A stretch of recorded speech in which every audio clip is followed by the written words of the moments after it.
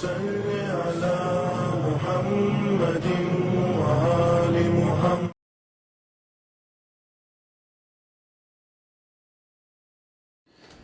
السلام علیکم ورحمۃ اللہ وبرکاتہ۔ پروردگار عالم سے استدا ہے کہ جہاں بھی رہیں خوش رہیں، آباد رہیں، شاد رہیں۔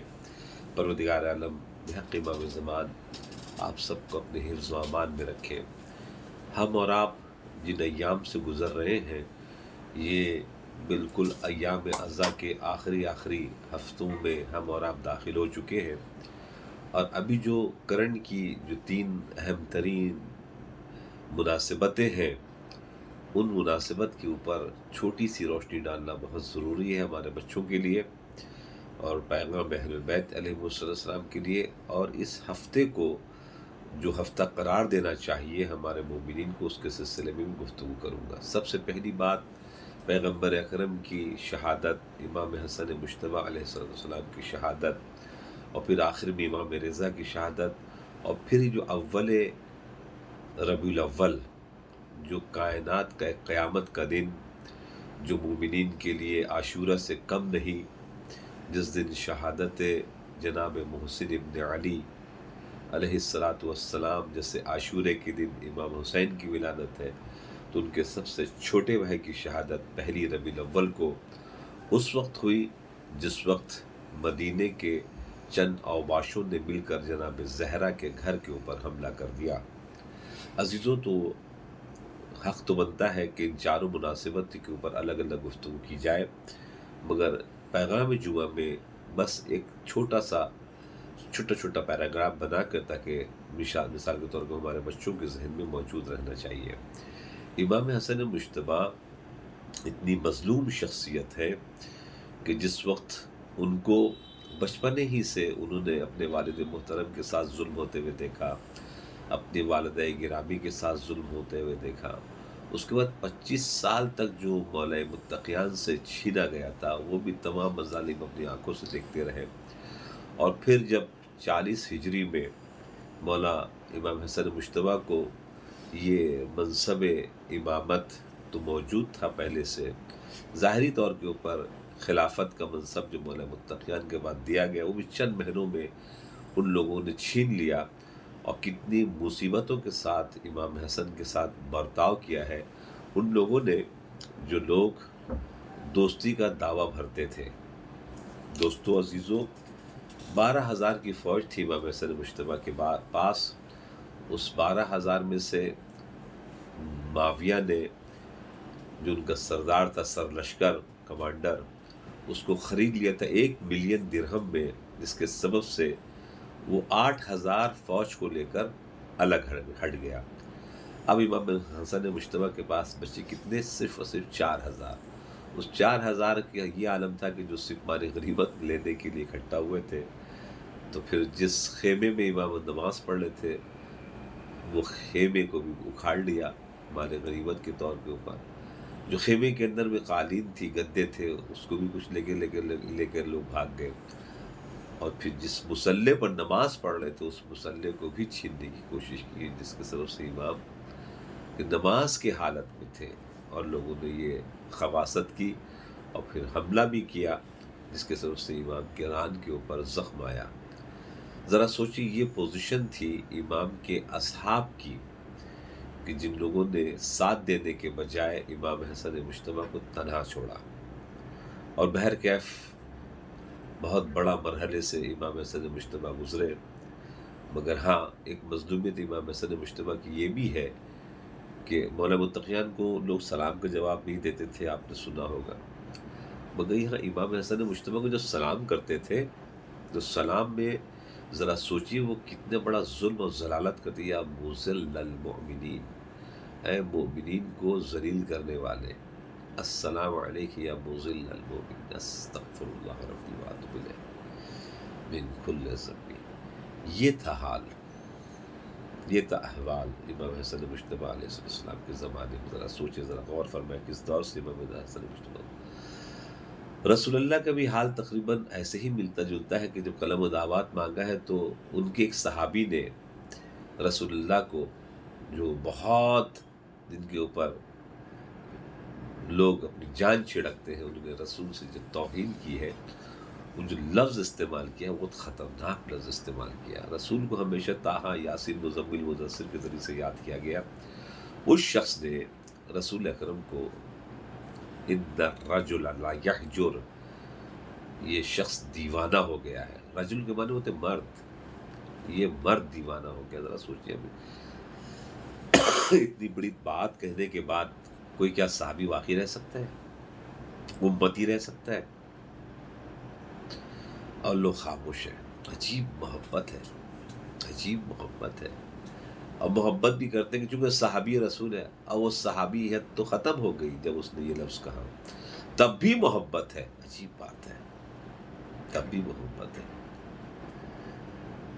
ایک آدمی شیعہ ہوا تو اس نے کہا کہ جب آپ سے پوچھا کہ آپ شیعہ کیوں ہوئے، تو اس نے کہا شیعہ ہونے کی میری وجہ صرف ایک چھوٹی سی تھی. کہا کیا؟ ہم نے دیکھا قاتل بھی رضی اللہ، مقتول بھی رضی اللہ. اللہ اس سے راضی ہو جائے، اللہ اس سے راضی، دونوں کے لیے جناب رضی اللہ لگاتے ہیں. یہ جب کہ ہو ہی نہیں سکتا. اگر قاتل لعنت اللہ ہے تو مقتول رضی اللہ. ایک طرف ہوگا، ایک سچ ایک جھوٹ ہوگا. اگر آدم علیہ السلام ہے تو شیطان لعنت اللہ. جناب موسیٰ علیہ السلام ہے، رضی اللہ ہے، تو پھر فرعون لعنت اللہ ہے. ایک طرف آنا پڑے گا. کہا کہ ہم شیعہ ہونے کی وجہ ہماری یہ تھی کہ شیعہ رضی اللہ کو رضی اللہ کہتے ہیں، لعنت اللہ کو لعنت اللہ کہتے ہیں، اس لیے ہم ان کے ساتھ ہو گئے. دیکھیے اب تقریباً جو ہے لوگوں کو سمجھ میں آ رہا ہے، مکس نہیں چلے گا، 2 in 1 نہیں چلے گا.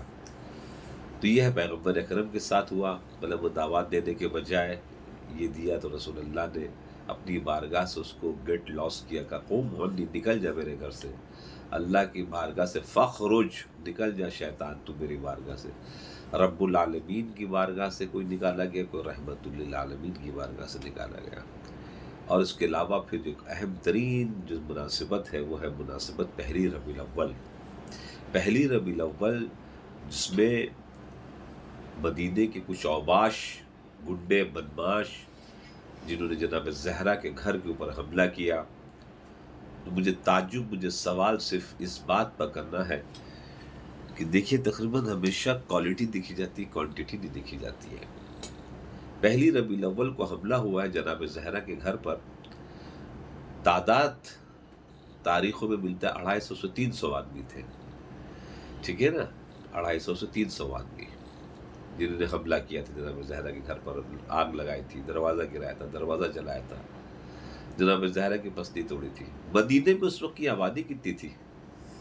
جناب زہرا کے اٹیک ہوا اس وقت مدینے میں آبادی تقریباً 40 سے 50 ہزار کی آبادی تھی. زیادہ نہیں، 1000 آدمی اگر اٹھ کے آ جاتا جناب زہرا کے گھر کو بچانے کی تو کیا یہ ثانیہ ہوتا؟ اس کا مطلب نہیں آئے. ہم کوفے والوں کو کیوں کہتے ہیں؟ جبکہ کوفے کو بدنام کیا گیا ہے، جان بوجھ کر بدنام کیا گیا ہے. کوفے میں جو لوگ لا کے رکھائے گئے تھے پتھر مارنے کے لیے، وہ کوفے والے نہیں تھے. باہر سے لا کے کوفے میں بسایا گیا تاکہ کوفہ بدنام ہو سکے. ورنہ اصل میں جو کوفے کے جو لوگ تھے، سب سے زیادہ شہدائے کربلا میں کوفے کے لوگ ہیں. جنگ صفین میں بھی کوفے کے لوگ ساتھ میں تھے مولا علی کے. جنگ جمل میں بھی مولا کے ساتھ کوفے کے لوگ تھے. جنگ نہروان میں بھی کوفے کے لوگ تھے. مولا کائنات نے اپنی دارالحکومت بھی کوفے میں بنائی. امام زمانہ بھی اپنی دارالحکومت کوفے میں بنائیں گے. تو کوفہ کوئی معمولی جگہ نہیں تھا. مسجد سہلہ، مسجد کوفہ کو جا کے دیکھیں، مقامات وہاں پر بڑے بڑے انبیاء کی تشریف آوری اور باقاعدہ وہاں نماز پڑھا. میرا خیال ہے شاید دنیا میں جہاں تک اب میں گیا ہوں اتنے مقامات کسی مسجد میں مجھے نظر نہیں آئے جتنے کوفے کے اندر میں. تو کوفہ جو ہے وہ ایک امپورٹنٹ پلیس ہے، مگر شیعوں کا مرکز ہونے کے سبب سے لوگوں نے اس کو بدنام کر دیا. حقیقت میں تو ہمیں غدار، بے وفا تو مدینے کے لوگ نظر آئے. اس کی وجہ کیا ہے؟ اتنا بڑا حملہ ہوا جناب زہرا کے گھر پہ، کوئی بچانے کے لیے نہیں آیا. اور سب علیہ السلام بن کے بیٹھے ہوئے، بڑے شریف بن کے بیٹھے دنیا میں. امام حسین کربلا چھوڑ لیں، کیوں نہیں پورے مدینے کے لوگ کھڑے ہو گئے؟ نہیں جانے دیں گے، ہم لوگ آپ کے ساتھ ہیں. کوئی بھی جنگ ہوگی، کچھ بھی ہوگا، ہم لوگ ساتھ. کیوں نہیں آئے سامنے؟ امام حسن مجتبیٰ کے جنازے پر 3 برسہ مدینے کے لوگ خاموش کیوں رہے؟ رسول اللہ کو اتنے بڑی توہین کا جملہ کہہ دیا، کس نے کیوں نہیں کوئی قدم اٹھایا؟ کہاں کے لوگ تھے زیادہ تر؟ سب تو مدینے کے لوگ تھے. تو مدینے کی تاریخ بھری ہوئی ہے غداروں سے، اور آج بھی جو ہو رہا ہے، یہ عرب جو ظلم عظیم کر رہے ہیں، لوگ دیکھ رہے ہیں. فلسطین کو مثال کے طور پہ آپ سامنے لے لیں، پوری دنیا سے لوگ مدد دینے کو تیار ہیں. سعودی عرب کیا دیتا؟ سنیں، کفن دینے کو ہم تیار ہیں، جتنا کفن چاہیے ہم آپ کو دینے کو تیار ہیں. واہ، یہ ہے اصلی مسلمان دنیا میں. تو خدمت میں آپ کس کریں کہ یہ حملہ جو ہوا ہے جناب زہرا کے گھر پر، اس کے سلسلے میں ایران میں، عراق میں بہت اچھا پہلے آخری سفر کو محرم تمام ہو جاتا تھا ان کے یہاں، مگر اب 9 ربیع الاول تک، 8 ربیع الاول تک جاتے ہیں عراق میں بھی اور ایران میں بھی. یہ جو ہفتہ ان لوگ ہیں، یہ ہفتہ مناتے ہیں ہفتہ محسنیہ، یعنی جناب محسن کے سلسلے سے یہ ہفتے کو منسوب کر دیا گیا ہے.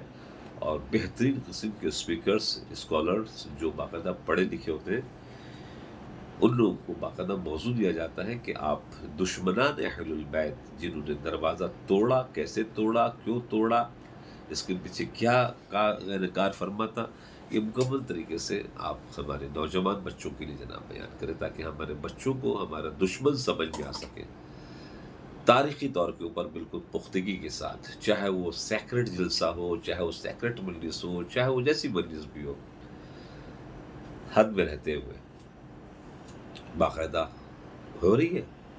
اس کے سبب سے اب نوجوان جو ہے وہ دودھ کا دودھ، پانی کا پانی، دشمن دشمن، دوست دوست، سب الگ الگ تقریباً ہوتے چلے جا رہے ہیں، اس بات سے کہ تقریباً کو سمجھ میں آ رہا ہے کہ معاملہ کیا ہے.